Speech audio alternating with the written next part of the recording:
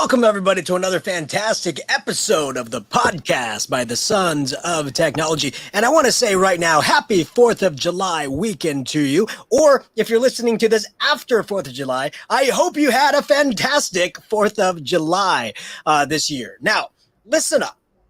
The world is changing fast. Every single day, a new technology is coming out. Every single day, a new way to connect and communicate and create something is being pushed out there. So we are a world of communicators, of creators. We are a world of streamers. We are a world of YouTubers and TikTokers. We are a world of podcasters. The world is changing and opening up and bringing us closer together and bringing us information at a rapid pace. And it's not just adults who are listening and creating, it's students as well. It's our students in our classrooms, our students at their homes, and our very own kids in our houses. So how are we dealing with this? How are we using it to amplify their creativity? But also, how is it distracting from maybe getting outside and playing a little bit? We're gonna give you both sides of that story, all the way through, the streaming of podcasts and video casts, all the way to esports and shoutcasting. But before we get started in the conversation, let's go ahead and introduce ourselves. My name is Joe Marquez. I'm an educator out of the Central Valley of California. I'm also director of academic innovation for CUE, and you can find me on the Twitters at Joe Marquez70. And as always, my partner in innovation, Kyle Anderson. Kyle, please introduce yourself. Hello, once again, everybody. My name is Kyle Anderson. I am a special education teacher in Las Vegas, Nevada. You can find me on Twitter at Anderson EdTech, as well as my blog, andersonedtech.net. Definitely been neglecting that as of late. So a lot of different things going on, and just my motivation to write's not there, but it is still there. There's some good content there, and I do get some ideas brewing for some new blog posts coming up. But you can also follow me on Instagram at Anderson EdTech. And then I have a book, To the Edge, Successes and Failures Through Risk-Taking, available on Amazon, Barnes & Noble, and through EduMatch Publishing. And we also have joining with us a regular to the podcast, Tyler Keefe is here as well. Tyler, go ahead and introduce yourself to anybody that may not know who you are. Hey, I am Tyler Keefe. I am a technology integration coach up here in Nampa, Idaho. Before that, I was a fifth grade teacher for about 13 years. You can find me on Twitter at Keefe67. And I also have a podcast of my own called The Teacher Dudes. You can find us wherever on there. And then today, we also have a mini me, as some people say, with us, and that is my son Zane. So Zane, take a second and introduce yourself really quick. Hi, my name is Zane. I'm 8 years old. No. All right, that's a fantastic Zane. That's a fantastic introduction. Zane, what grade are you in currently, or going into in this next school year? Third grade. Third grade. Yeah. Third grade. And Zane, can you tell me and tell us some of your favorite activities to do when you are not at school? I like to play video games. And what video games do you like to play? I mainly play like Super Mario. Super Mario off of the Switch? Yeah. Yeah. Now, when you play those video games, do you just play it by yourself, or are you online playing with others? Sometimes I play online, like when I play Splatoon, or like if I'm playing a Mario game, then I normally play by myself. And are you, when you play with others or when you're playing by yourself, is it just you playing in your room, or are you streaming that out just outside your room? And, you know, if anybody wants to watch you play, they can watch you play. Sometimes when like me and my dad play Mario Kart or like other games, we live stream it, but when I'm just playing by myself, normally I just play in like my room. And when you live stream with your dad's already told me he does that so he can prove he can beat you to the world. But when he does live stream, how does that make you feel, knowing that what you're doing in your house may be streaming to another person just watching for fun? I don't really know.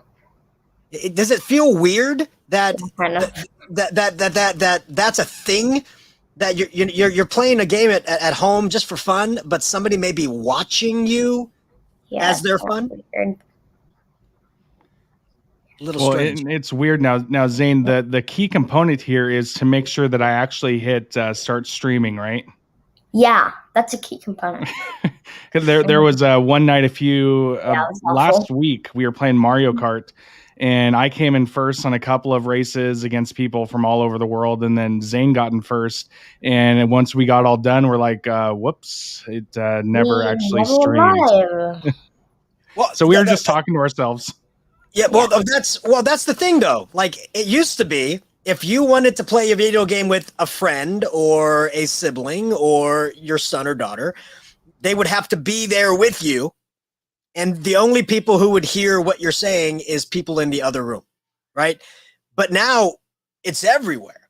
So Zane, I want to tell you, back in the day, right? Back in the 80s, Zane, if we played Super Mario Brothers, nobody knew it. It was just us playing Super Mario Brothers, and there was no save button. So if Oh yeah. you did not finish the game in one sitting, you had to start back from the beginning. And if you wanted to play with a partner, a friend, they were next to you, right on the little tiny pad. So to you though, you've grown up in the world of collaborative gaming. You've grown up in a world where others are recording themselves to kind of give tips on how to beat levels or how to beat games, or just showing off how good they are. Do you watch those things? Do you watch like Twitch streams or YouTube how-to tutorials on how to do games and stuff like that? Yeah, and do you like them? And if so, why? Why are those enjoyable to you? I like watching them because like I can see like what I might be when like I get better at games, like what I might like become. Well, so like a gamer as a profession, like a gamer as a sport. Yeah, like speed running. Speed running in like Mario. Yeah, like Mario or Minecraft or stuff like that. Oh, okay. And so I just want to say, I mean, this conversation is eye opening to me, just because I think my very first time that I played an online game was Halo with the original Xbox, right? Which was very, very laggy at the time, right? And so that was about 15 years into my gaming understanding, right? Because 1985 is when I got my first Nintendo. It was the Super Mario Deluxe Pack that came with the Super Mario Brothers and Duck Hunt on the same cartridge, and then the Zapper, right? Yeah. I still have it. And I bring it out to my daughters every once in a while, and they go, "What's this?" But the world to us has changed drastically. But Zane, to you, the world is normal, I guess, because this is what you've grown up in, right? What do you like most about just having access to games and playing them with, at a moment's notice? I want to play with somebody online and just jumping on. How does that make you feel? Like if like one of my like siblings or my dad is like busy or something and then I can't play a game, I can just hop online on like Splatoon and like play with other people. Now that is hugely eye-opening to me, right? Because we as human beings are collaborative individuals, and we are collaborative society. We want to be with other people. We want to play with other people. And before, if we didn't have other people in our vicinity, we couldn't. And that could kind of make us, oh man, I want to play with somebody. But you at a moment's notice could be playing with somebody in Japan, just going on Splatoon. Is that what it was called? Splatoon? Yeah.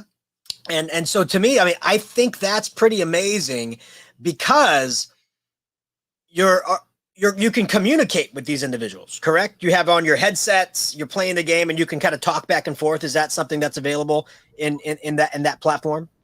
Like in some games you can, but like in like Splatoon, unless you like connect up like a headset or something, then you can't really. Like in other games like Call of Duty or stuff like that, you can.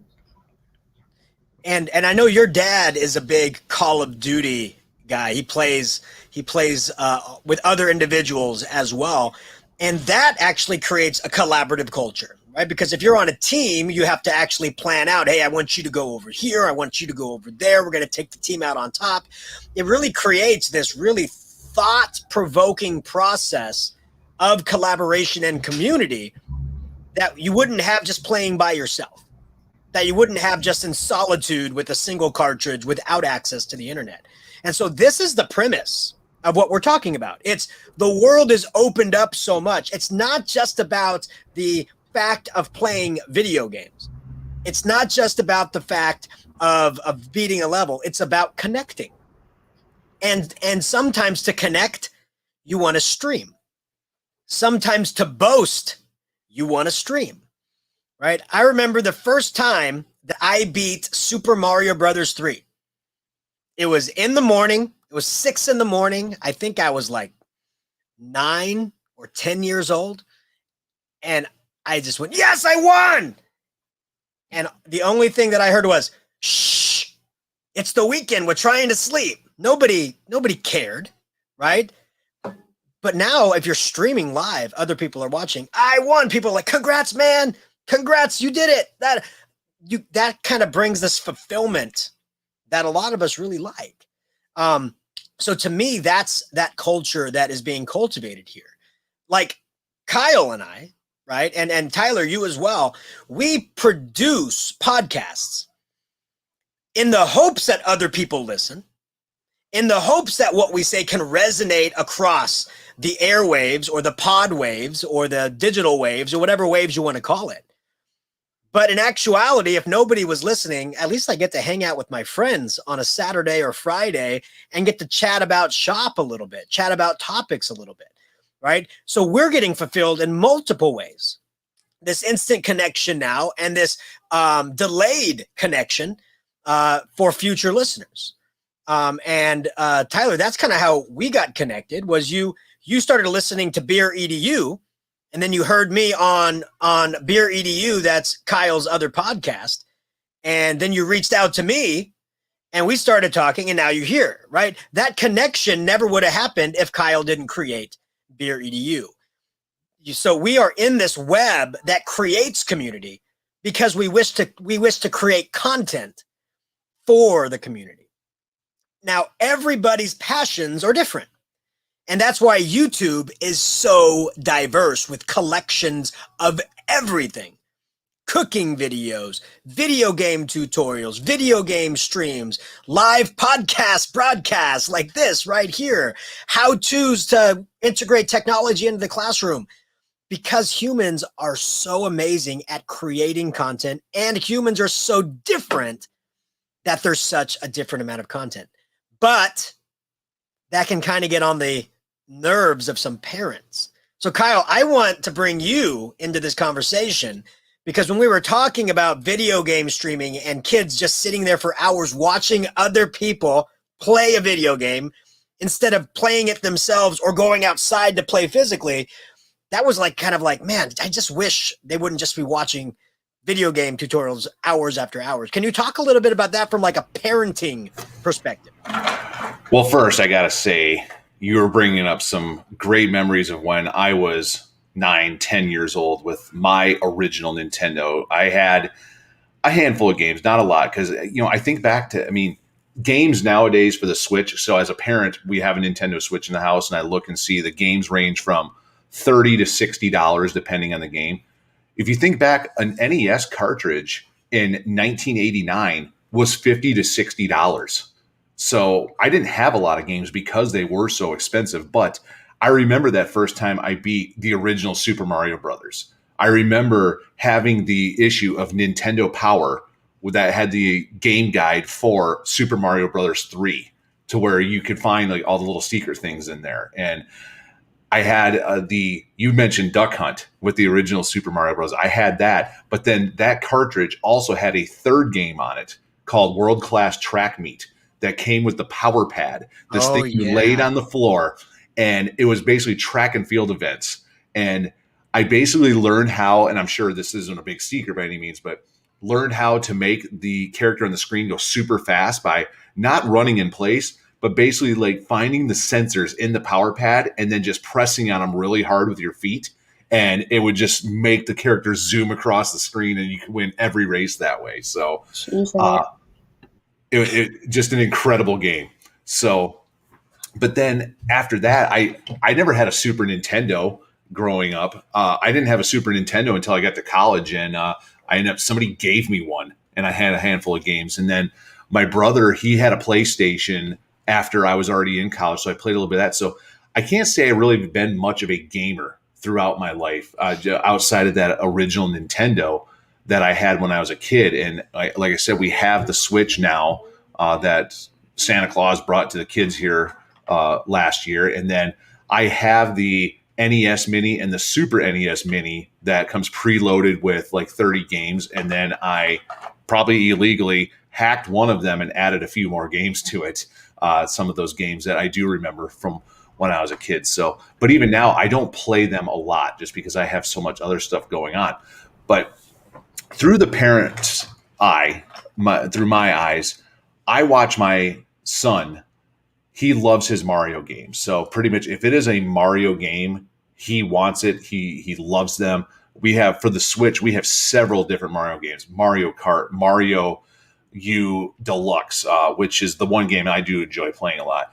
Luigi's Mansion 3 is another one we got. So just all these different Mario games. And then he loves playing the ones on the Nintendo Mini and the Super Nintendo Mini as well, because it has the 3 original Mario 1, 2, and 3, Super Mario World.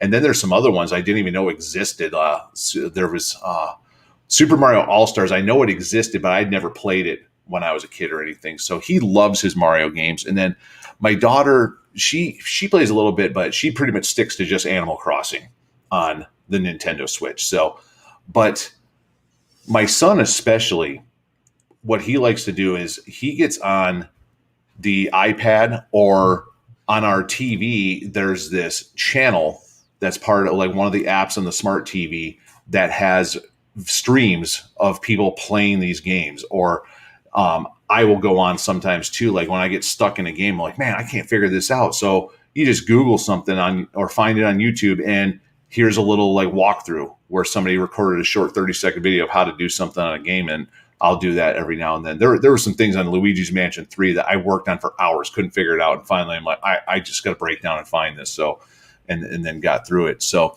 but he will spend hours, if you let him, playing the game. And then he will have on the TV or the iPad in front of him the streaming that is going on as well. And what ends up happening is when it's time to tell him that, hey, you've been on that long enough, or you need to go do something else, or we need to clean things up or whatever, it becomes a battle with my 6-year-old son sometimes. And he will throw a fit, and then it just becomes a massive battle. And I don't have a lot of concerns at this point with him or my daughter, but if it continues this way, I have concerns about their just overall physical health, because they don't necessarily want to go outside and do things. They don't want to be active at times. And again, I'm not necessarily concerned about my kids, but I see other kids out there where parents should be concerned about the amount of time that kids are spending playing video games and not being active. So I can remember back when I was a kid back in the early 90s, I was active. I was outside all the time. My parents, if I was inside playing on the Nintendo on a nice sunny day, my mom literally would come in sometimes and turn the game off in the middle of it. And Joe, like you said, there was no save. You turn that thing off, your game was gone. So, and I can remember being upset, Mom, I was in the middle of that. And she goes, well, you need to go outside and do something. You've been on that long enough.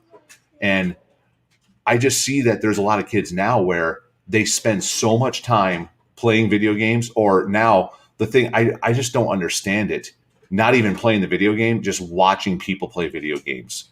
I don't understand that at all. I can understand the few seconds to figure out how to get through a certain part of the game or whatever, but kids that literally will spend hours just watching streams on Twitch or something like that. And I know if they're listening right now, Glenn Irving and Mike Washburn from the On Education podcast, they're sitting here listening to me right now going like, who is this blasphemous piece of garbage talking right now? Because that is their jam. They're giant advocates for esports and streaming and whatnot. But I don't understand it because I'm not part of that culture. But again, I also have those concerns about kids' physical health.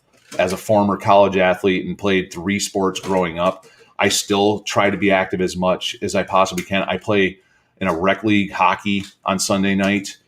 So, I mean, as an almost 40-year-old, I'm still trying to be active. And I am very concerned with the future with kids, with their physical health because of the culture of gaming and streaming and everything. And I know there's benefits to it, but to me, a lot of these negatives, the inactivity, totally outweigh that, in my opinion. And there has to be a balance. And I don't see that balance with a lot of kids out there. So I have a lot of concerns about that.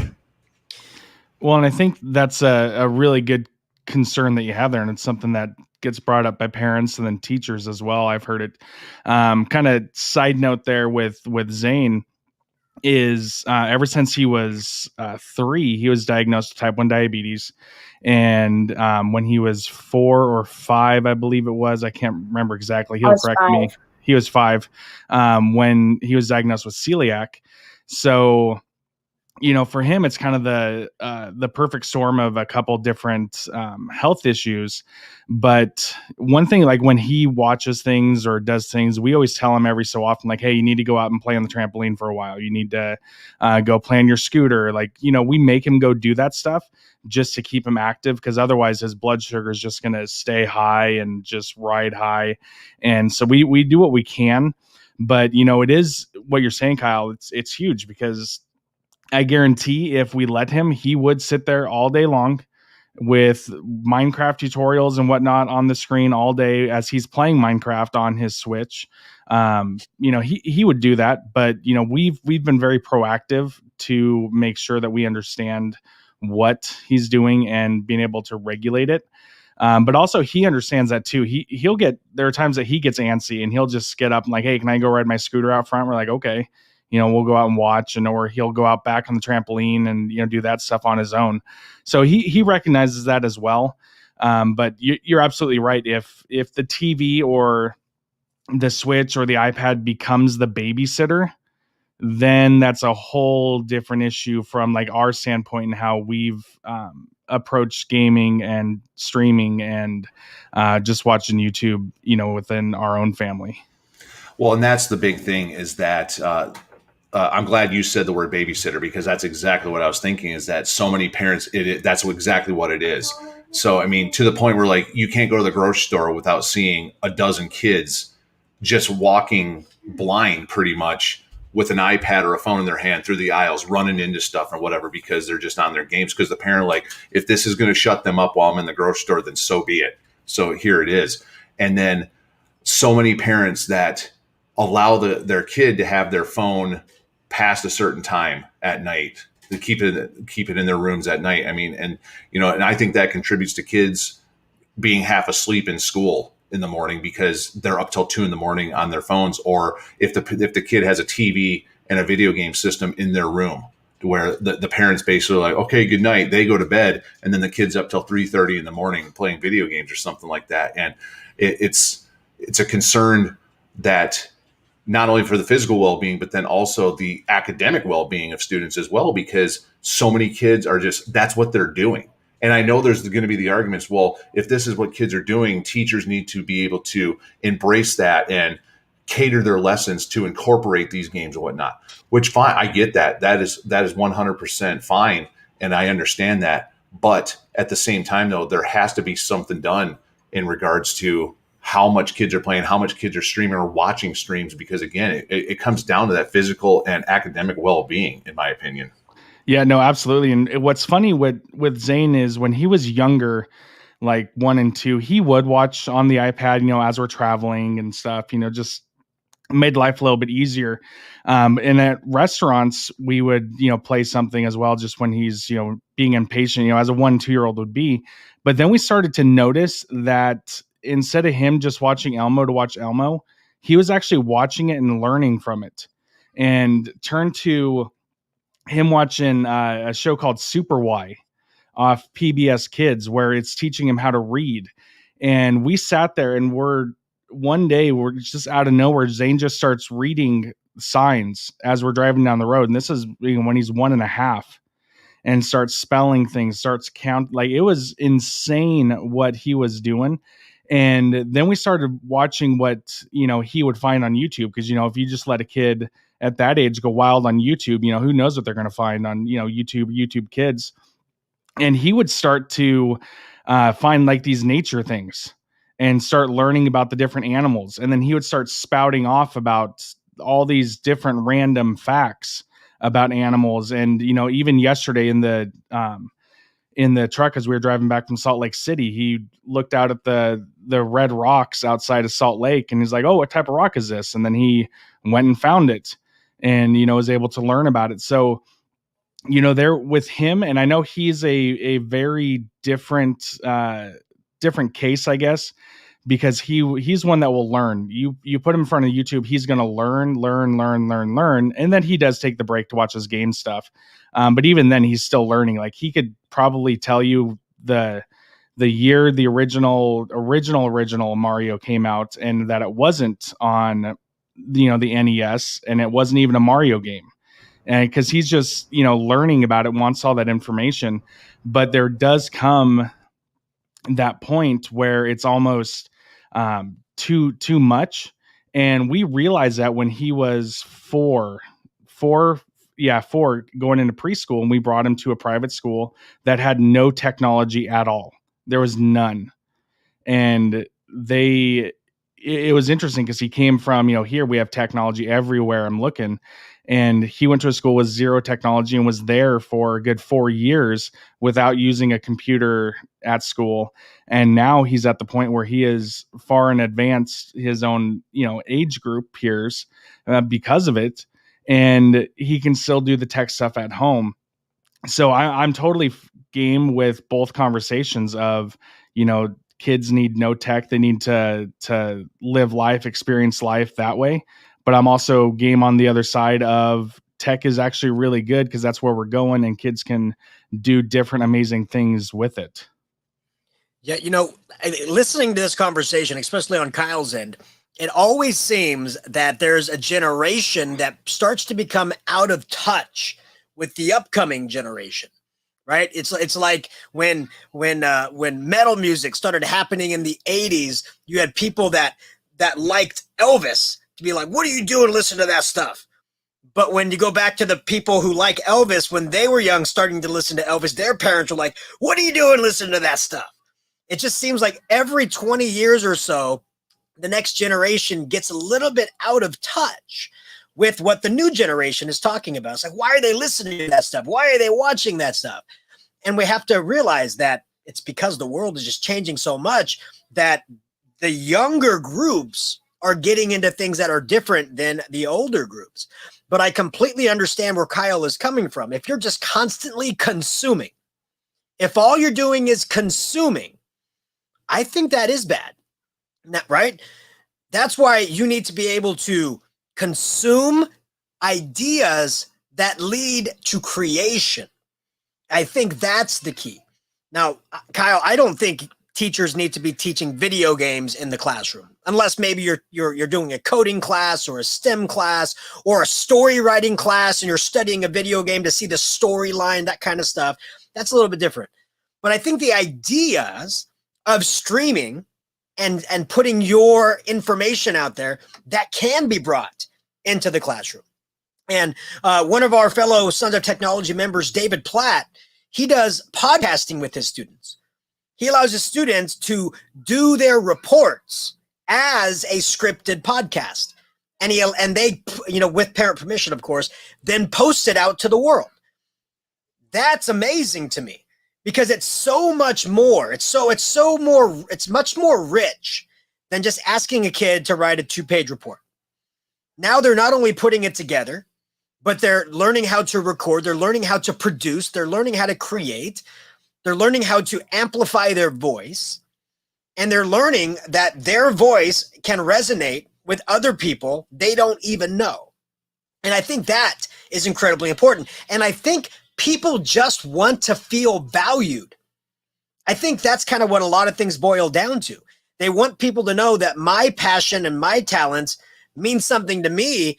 I hope there's somebody out there beyond my family that values me as well. And I think we constantly yearn to be valued by our fellow humans, by our fellow educators, by our fellow friends, by our fellow students.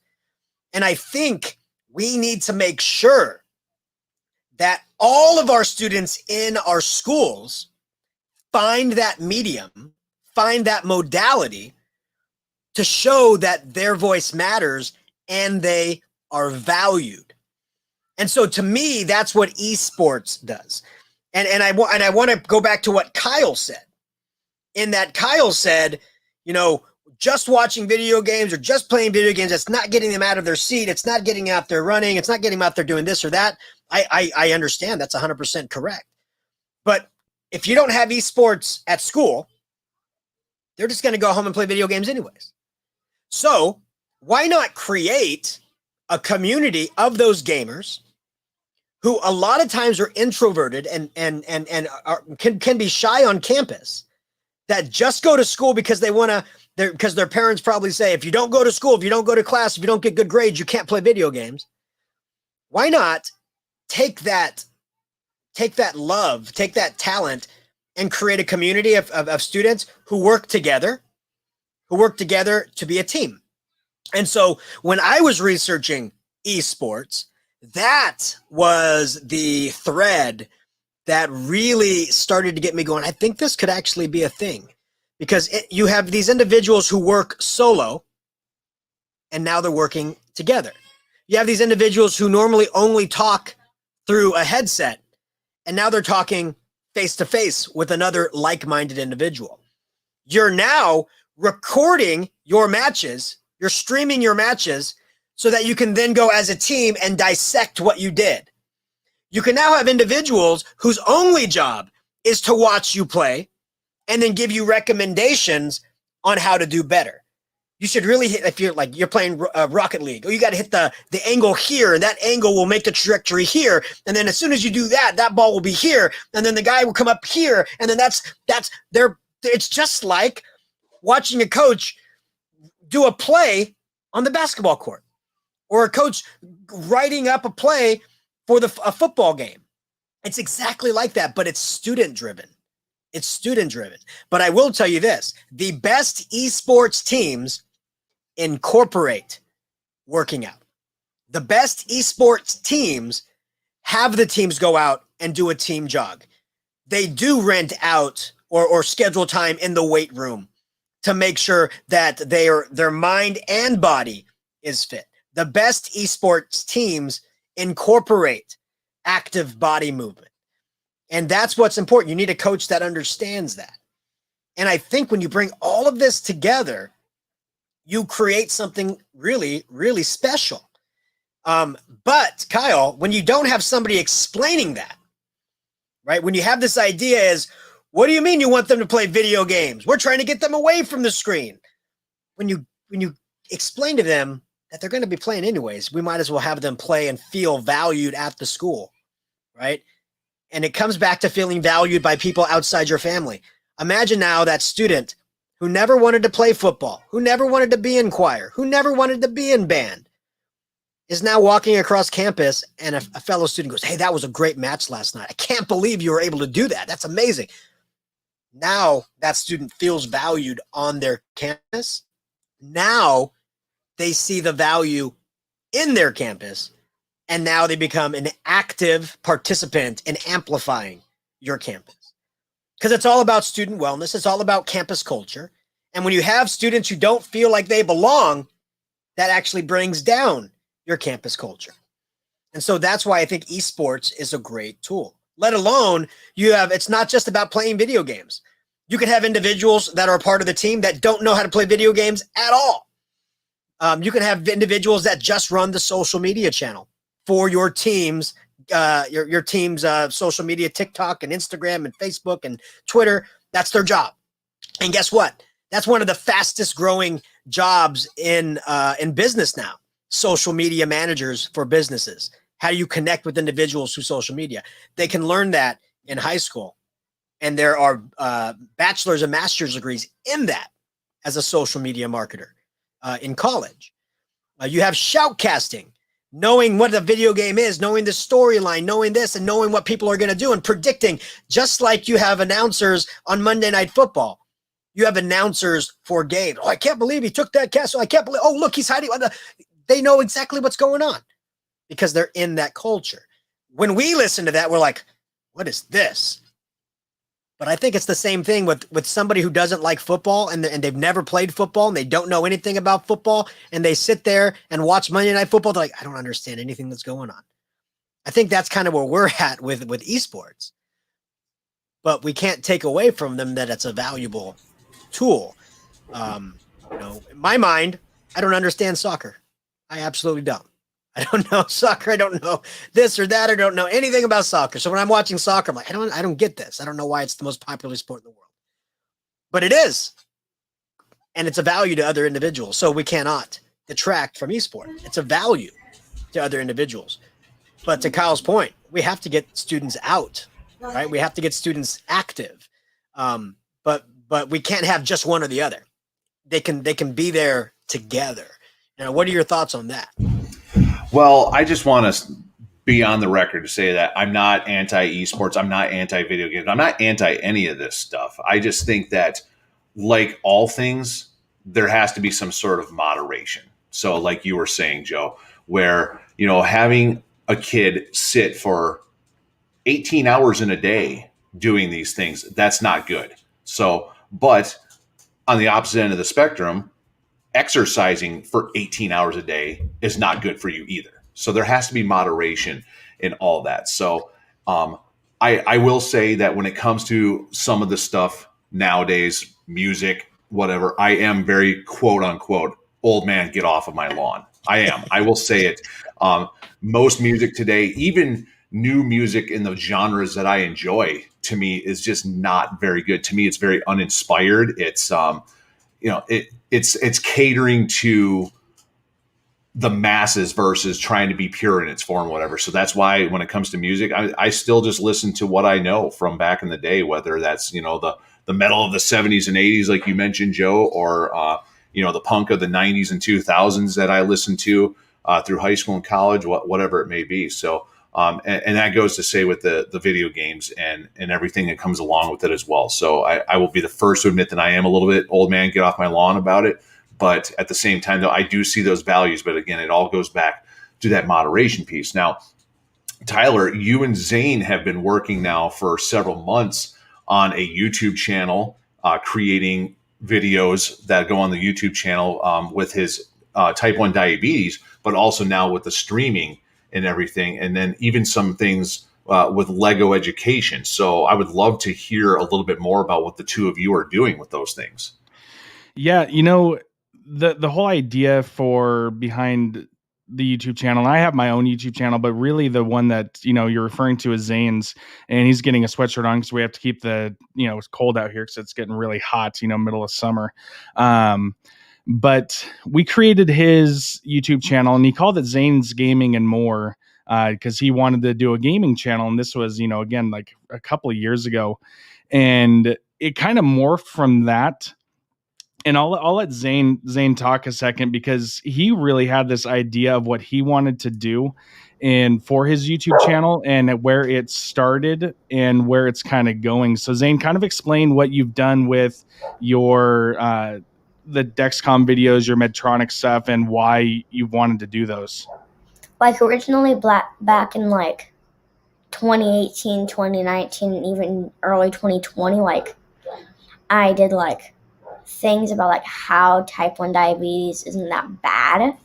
And like I did videos of me inserting my Dexcom, my Medtronic, and even going shopping at like Trader Joe's, getting gluten-free snacks. And then in like later videos, I'd make review videos, like eating them, seeing like how they taste, kind of. Like now in like late 2020, early 21, I'm making like a Lego videos, and even back in 18, 19, early 20, I did like a mix of my type 1 diabetes videos and my Lego videos. Like now in 2021, I'm doing like a lot of gaming, and especially when New Super Mario Bros. U Deluxe came out on the Switch, I did like a review on it. And like now I'm just doing like Lego videos, review videos, and yeah. Well, and he's kind of taking it kind of the way that we've taken things, and sorry, you can hear cat dog barking in the background there, where you have the YouTubers that will go out and they'll do like a tech review, like unboxing, things like that, and which is what he's doing mainly for the Lego stuff.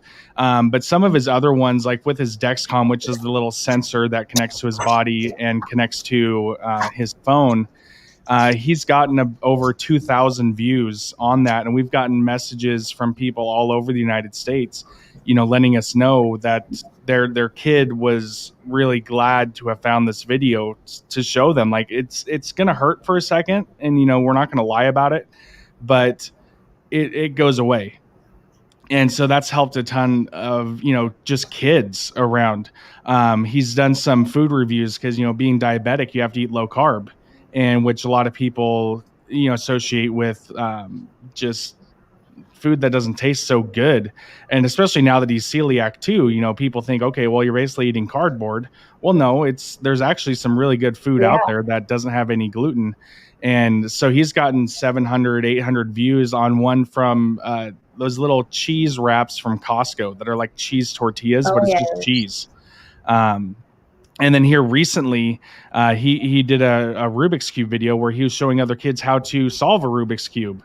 And he got on the local news here in Boise, which was kind of fun. Those are all things that he's done. And now it's at the point where he is creating videos himself. He's the one with the ideas. He's the one that's actually editing them and doing all that. And then I just upload them to YouTube for him, because of the different YouTube and regulations and things. He can't be the one to do the live stream himself. I have to be there, which is good, because we need to keep those kids safe. And that's the other side of all this. The other side of the online gaming is, we know that there are those people out there that make horrible choices and prey on kids, and it's horrible. And so that's something that I want to make sure that I am there and, with him so that it's not doing that. And that's the nice thing about the Nintendo Switch is you can't chat online through a headset unless you do it through your phone. So it kind of, helps that. But it's been really cool to see where he's going, and he's learning a ton that way by creating, because if it was up to him, he would just have the camera in the corner and it would just be a live stream of him building Legos. I'm like, dude, nobody wants to see that.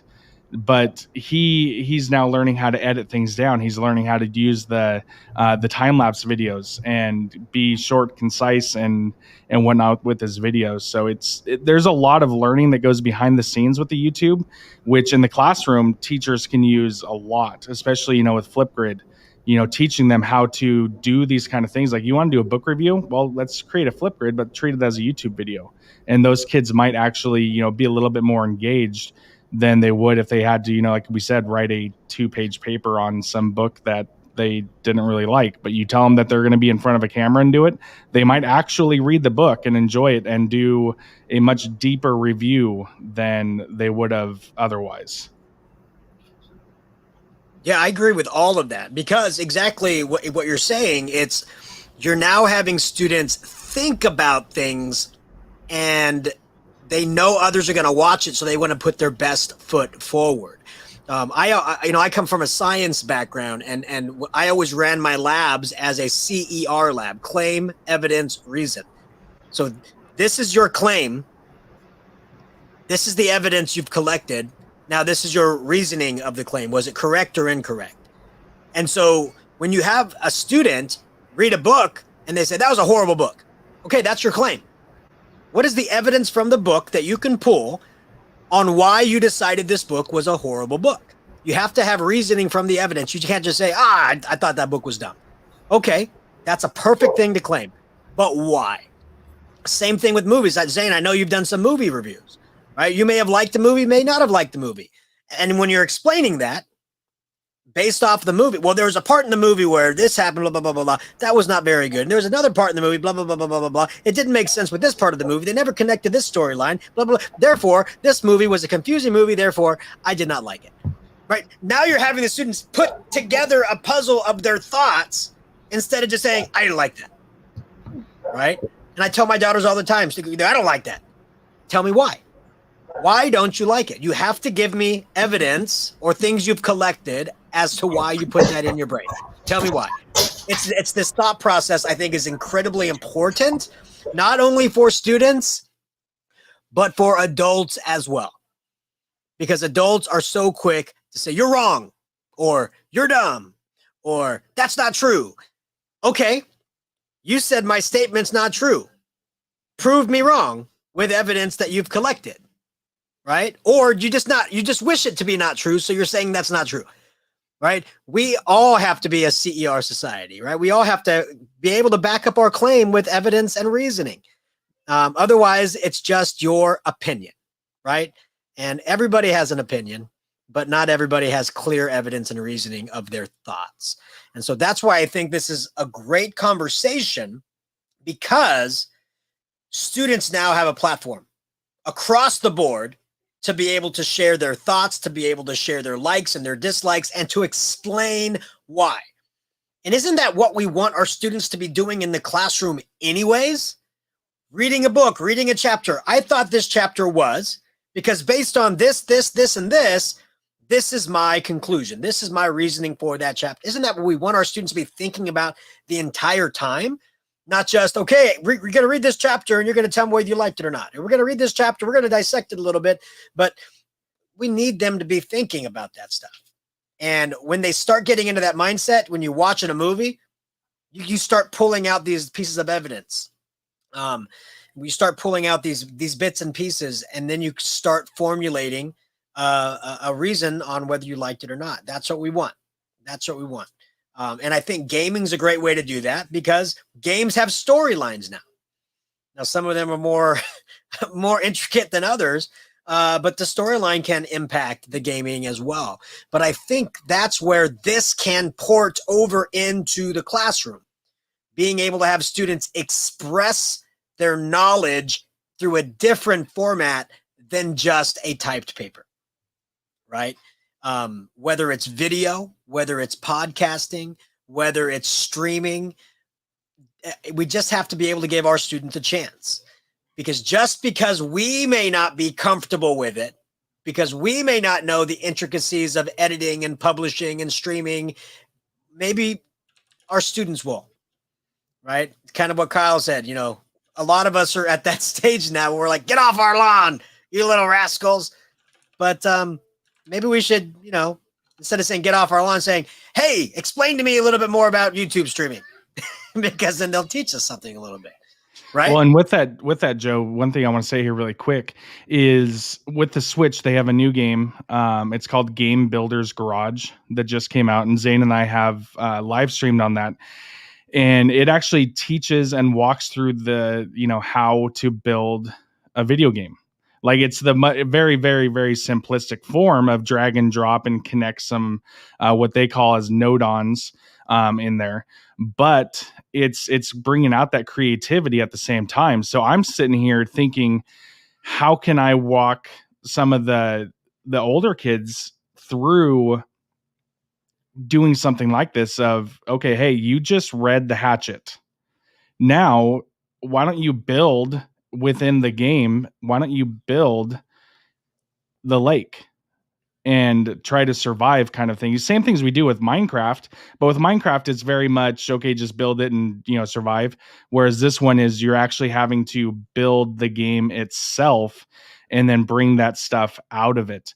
So I think there's a lot of those implications. And you mentioned those storylines, because one of the games that I remember playing growing up, and I know you and I have talked about, is Metal Gear Solid. Is, on the original PlayStation, the PlayStation 2 version, and then the new ones on the PS4, PS5, their storylines are so intricate that if you don't pick up on something from a game early on in the game, it's not going to help you, moving forward. So that is huge with, teaching those story arcs. the Mario games, they don't really have that so much. Although Mario Odyssey was actually a very good story, and you could actually bring in a lot of those things throughout it. And Kyle, you've mentioned Luigi's Mansion 3. It's got a good story where we're at, and it's got some really good problem solving in there. And that's the other thing I really wanted to mention here is video games are teaching a lot of problem solving, a lot of critical thinking, more so than just, well, you're going to do this in math. Well, if the kid hasn't developed those critical thinking skills, and if it's through a game, oh, well, great. They had fun while doing it too. But you're also teaching that perseverance, the grit to go through and do all that. I know for Zane, he, like you said earlier, he would throw fits, for things. When he gets stuck in a game, he will throw, or would, he doesn't anymore, but he would throw the biggest fit. And all I would tell him is figure it out. Go figure it out. And he would watch a YouTube video here and there, but now he's getting to that point of, well, I'm going to figure this out, and I don't care how long it's going to take, but I'm going to figure it out and I'm going to push through. And then he has that the mentality of when he's done, he'll run right in here and tell me that he passed it. I'm like, awesome, good, go do it. Or, keep it going, that kind of thing. So it builds up that inner motivation as well. And Kyle, I would be curious, as you're sitting there with your son, have you seen moments like that where you've helped push him through like a spot in a game where it's actually teaching him those critical thinking and the perseverance kind of things? Well, it's kind of funny you mentioned that because yesterday he had fired up the Nintendo Mini and was playing RBI baseball. And there's not a lot of problem solving. I mean, it's baseball. But he wasn't able to figure out when he got a hit how he could move on to the different bases. I said, you just got to start pressing buttons. I see if you can figure it out. Well, then eventually he did figure it out. After I did give him a clue, like use the B button a little bit, and then he's starting to realize that when he had a runner on third, he pressed down and B, that runner on third could run home then.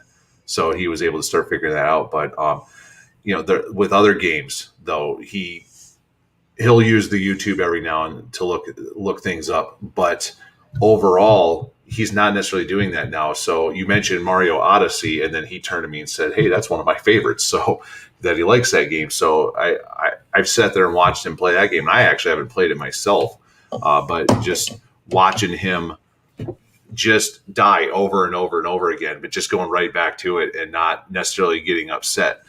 There's been times where, you mentioned with Zane, where he would get upset, throw a fit, or even go as far as throwing the controller across the room or something like that. That kind of stuff happened, but it doesn't happen as much now. So, but Reed, you're here, buddy. So what are some of your favorite games to play? Rocket League. Yeah, you started playing Rocket League a little bit. You were really excited the other night when you were playing online with a bunch of people and you scored a goal. So what other games do you like to play? Mario Odyssey. And what else?